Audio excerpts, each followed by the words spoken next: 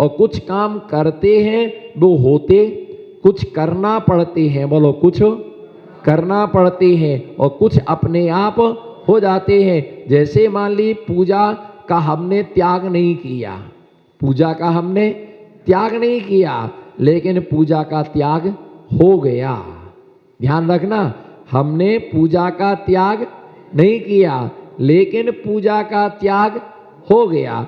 हमने दान देने का त्याग नहीं किया लेकिन हो गया। हमने चौका लगाने का त्याग नहीं किया लेकिन हो गया। हमने अभिषेक करने का त्याग, ऐसा करो ना, हमने अभिषेक करने का त्याग नहीं किया लेकिन हो गया। क्योंकि जब हमने सब परिग्रह का त्याग कर दिया, परिग्रह का त्याग कर दिया, तो अब हमें सब छोड़ने की, ऐसा नहीं कि हम मुनि बन गए, आज से हमारा चौका लगाने का त्याग।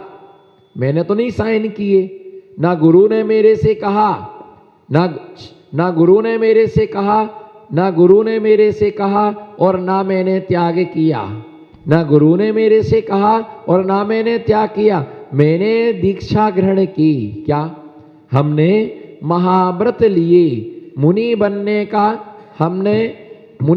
का हमने संकल्प किया, मुनि बनने का हमने संकल्प किया लेकिन अभिषेक करने का त्याग नहीं किया। जब हम मुनि बने तो हमारा अभिषेक अपने आप छूट गया। हर आदमी जानता दिगंबर मुनि अभिषेक नहीं करते हैं। दिगंबर मुनिराज किसी को आहार दान नहीं देते हैं। यदि मुनिराज किसी मुनिराज का आहार करा सकते हैं पर वो आहार दे, बोलो दिगंबर मुनि का आहार करा सकते हैं पर वे मुनि को आहार दे नहीं सकते। माता जी का आहार करा सकते हैं पर वो दे नहीं सकते, क्योंकि हमारे पास देने योग्य द्रव्य नहीं है और हमें देने के लिए किसी से याचना करने की आवश्यकता नहीं है। हाँ, क्षुल्लक जी आहार दे सकते हैं। क्षुल्लक जी को यदि कोई पड़गान करके उन्हें कटोरे में दे दिया तो उसमें से कुछ वस्तु वो दान में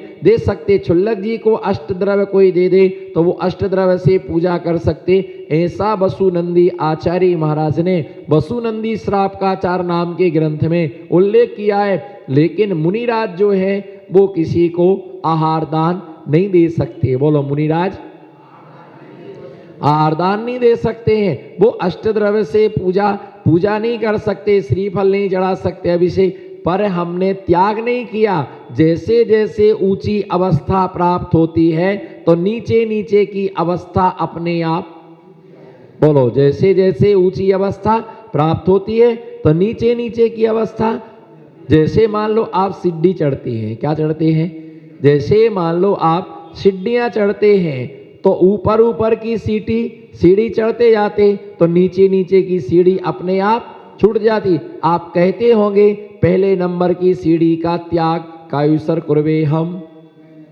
ऐसा करते हो? अरे करो ना, कहो पहली सीढ़ी का त्याग, पहली सीढ़ी का, अब एक दूसरी पर चढ़ गए तो पहली सीढ़ी का त्याग, 9 बार नमोकार मंत्र, फिर दूसरी सीढ़ी चढ़ो, है ना, तीसरी चढ़े तो याद रखना दूसरी सीढ़ी का त्याग कायुसर कुर्वे हम। पता चला कि महाराज जी के आहार हो गए, ऊपर ही नहीं पहुंच पाए, तो भैया ऊपर की सीढ़ी चढ़ गए तो नीचे की सीढ़ी अपने आप वो छूट जाती है, अपने आप उसके लिए छोड़ने की आवश्यकता नहीं पड़ती है। बस इसी प्रकार से जैसे जैसे हम ऊपर बढ़ते जाते हैं नीचे नीचे की सीढ़ियां अपने आप छूट जाती हैं। जब हम ऊपर से नीचे उतरते हैं तो नीचे नीचे की सीढ़ियों पर उतरते जाते ऊपर ऊपर की सीढ़ियां अपने आप छूटती जाती हैं। हमने पूजन करने का त्याग नहीं किया लेकिन हम ऊपर की अवस्था को प्राप्त हुए तो पूजन अपने आप क्या हो गई, अपने आप पूजन छूट गई। इसी प्रकार से क्या होता है कि पहली कक्षा में पढ़े, क्या कोई व्यक्ति पहली कक्षा पढ़ा, कोई दूसरी, पहली में पास हुआ हो, कहाँ पहुंचा, दूसरी में। अब वो कहे पहली कक्षा पढ़ने का त्याग, पहली कक्षा की पुस्तक पढ़ने का, बोलो ना, पहली कक्षा की पुस्तक पढ़ने का। अब दूसरी में पास हो गया तो क्या कहने लगा, दूसरी कक्षा की पुस्तक पढ़ने का त्याग। वो तीसरी पढ़ने लगा तो क्या बोला, दूसरी कक्षा की किताब पढ़ने का त्याग। चौथी बाला कहे कि तीसरी कक्षा की किताब पढ़ने का त्याग। भैया अब नियम कर लिया, तीसरी कक्षा की किताब नहीं पढ़ेंगे।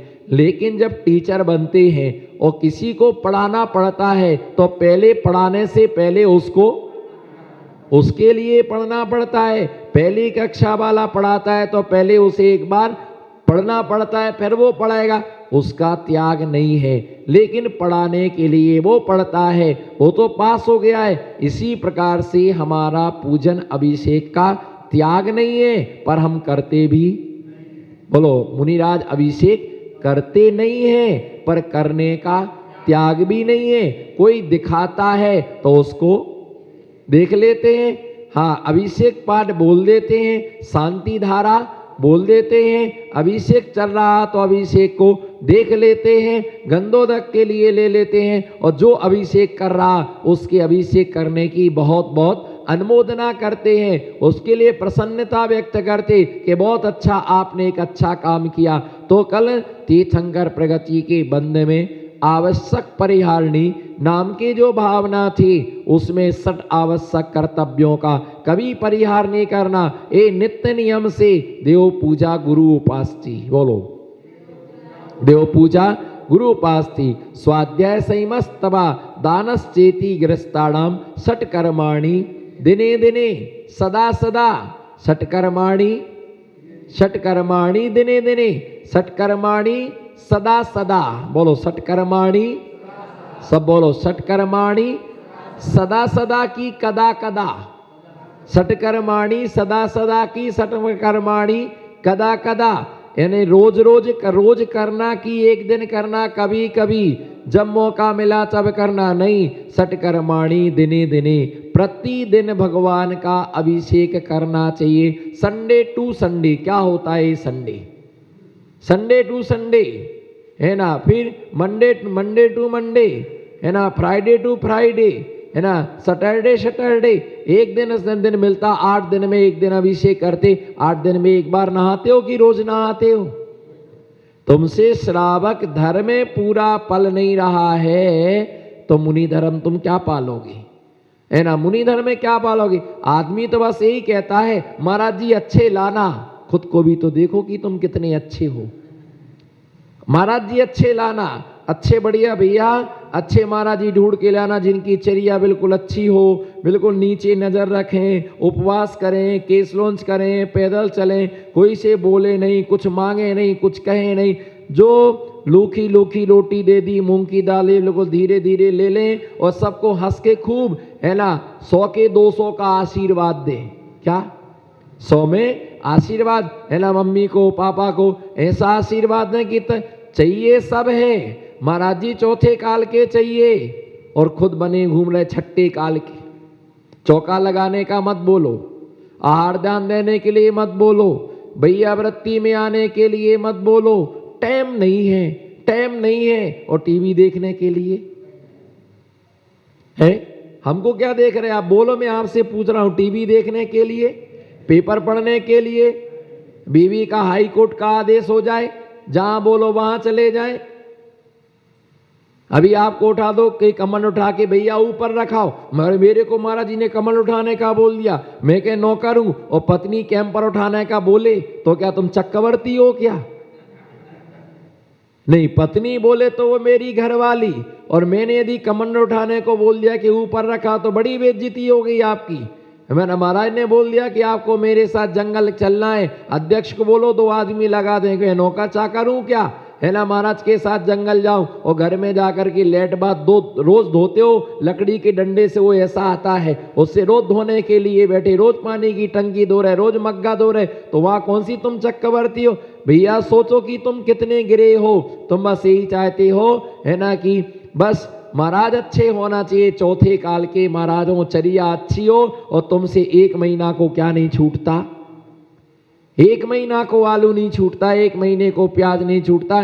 चौके में बोलो आलू प्याज का महाराज जी 15 दिन का नियम दे दो, 8 दिन का दे दो, 10 दिन में। आधे लोग तो इसीलिए आहार दान देने नहीं आते कि अभी आलू छूट जाएगा, हमारे यहाँ शादी है, 4 दिन बाद 4 दिन के बाद आहार देंगे, शादी निपट जाए ना उसके बाद आहार देंगे।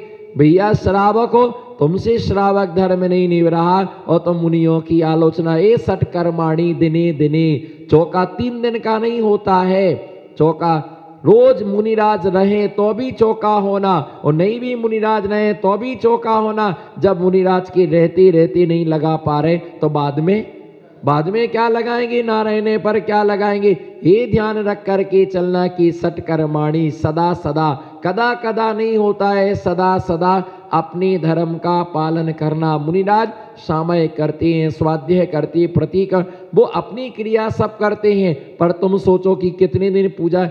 ऐसे लोग हैं जो सिर्फ पर्युषण में पूजा करते हैं, पर्युषण के पर, और कुछ उसमें से ऐसे भी हैं कि जो सिर्फ 14 के अनंत 14 को ही क्या करते हैं, पूजा करते हैं। एक दिन में 364 दिन का कोटा पूरा करते, कर लिया 10 दिन पूजा हो गया, 10 दिन में इतनी पूजा की, साल भर एक पूजा नहीं की। भैया ध्यान रख के चलना, इस श्रावक धर्म में रोज सदा सदा भगवान जिनेंद्र की पूजा बिना अभिषेक के पूजन नहीं होती है। क्या बिना अभिषेक के पूजन नहीं होती है। तुम्हें कहीं जाना है और अभिषेक 7 बजे होता है, तुम्हें कहीं जाना 7 बजे अभिषेक होता है, पूजा तो कर लो, वो तुम्हारी पूजा तो हो गई है, एक काम पूरा हो गया है, लेकिन पूजा नहीं, क्योंकि अभिषेक के बिना क्या नहीं होती है, अभिषेक के बिना पहले पूजन का पहला अंग है अभिषेक। क्या पहला अंग है अभिषेक। चाहे भली एक भगवान का अभिषेक करो, अभिषेक करने के बाद में फिर पूजन होती है, और वह पूजन 2 प्रकार की है, एक द्रव्य पूजन, दूसरे का नाम क्या है, भाव पूजन। क्या बोलो, एक का नाम द्रव्य पूजन, दूसरे का नाम क्या है, भाव पूजन। कौन किसका अधिकारी है?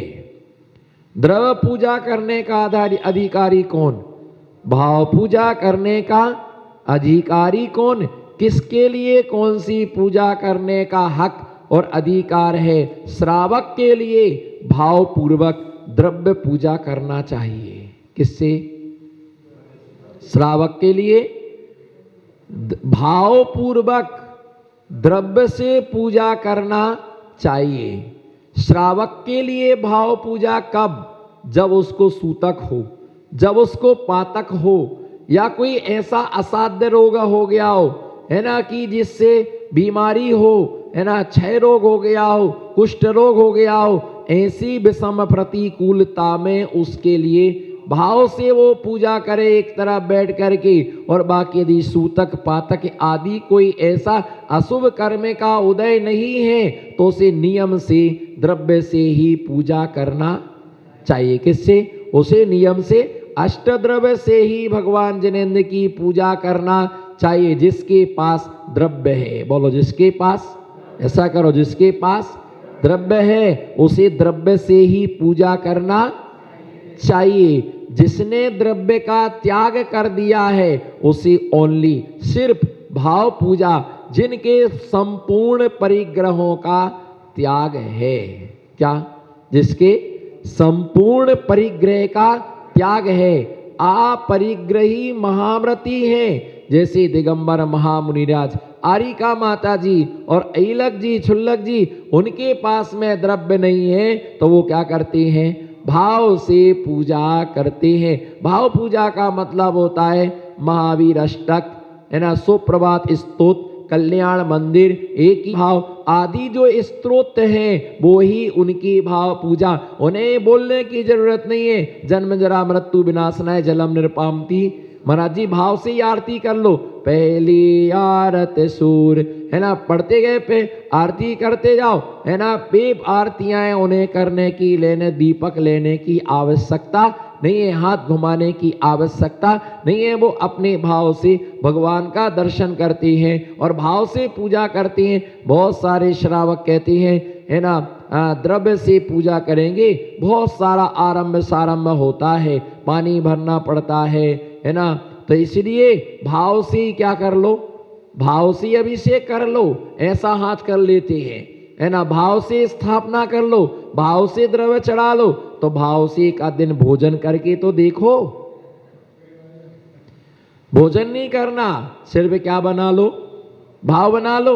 और ये चावल ही है, चावल में ही पुष्प, चावल में ही नैवेद्य, चावल में ही दीप, चावल में धूप, चावल का ही फल, एक ही में सब भावना। भाव अच्छे होना चाहिए, बोलो भाव।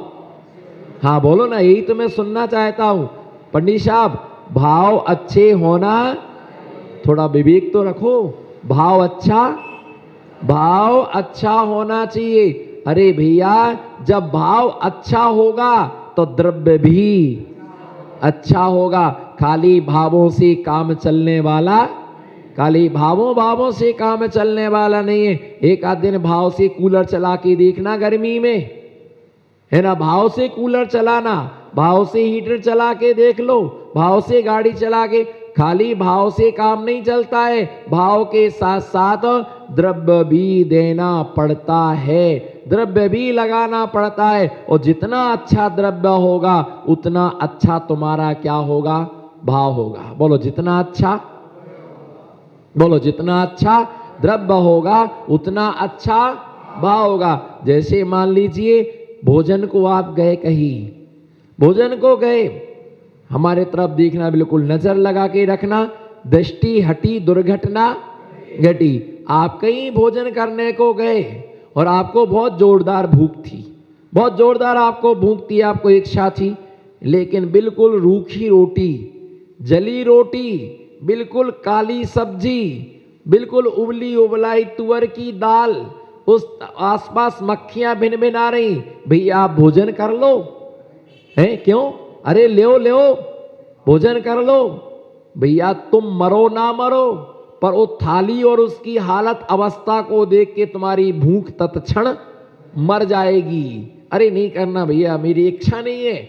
और कहीं पेट भरा हो, बिल्कुल भरा हो, लेकिन चांदी की थाली हो, कहेगी थाली हो, चांदी की थाली हो, बढ़िया कोफ्ते की सब्जी हो, बढ़िया काजू की कड़ी हो, तुअर की दाल हो, गरम गरम पूड़ी, इडली, डोसा, सांभर, और बढ़िया खुशबू महक रही हो, और कोई कहे भैया भोजन कर लो, तुरंत आप क्या हो जाते हैं, वस्तु को देख करके हमारे भाव बन जाते हैं। बस ऐसे ही है, द्रव्य हमारा जितना अच्छा होगा, बाहर का भावमंडल जितना अच्छा होगा, हमारे आत्मा के परिणाम भी उतने अच्छे। तो प्रतिमाओं से भी भगवान की विशुद्धि बनती है, बोलो प्रतिमाओं से भी भगवान की विशुद्धि बनती है।